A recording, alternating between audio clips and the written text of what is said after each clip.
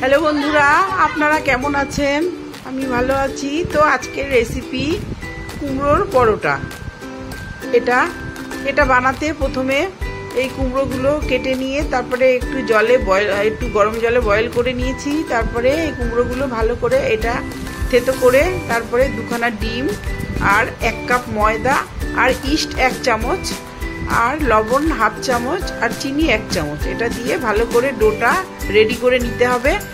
ভালো করে ডোটা রেডি করে তারপরে 15 মিনিট এটা ঢেকে রেখে দেবো।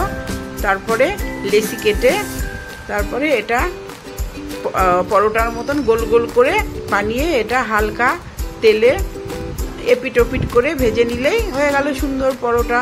এটা সুন্দর একটা মহারাষ্ট্রের খাবার। তো আপনারা এইভাবে পরোটা করে খেয়ে দেখবেন বন্ধুরা, এটা খুব সুন্দর লাগে এই পরোটাগুলো। এর সাথে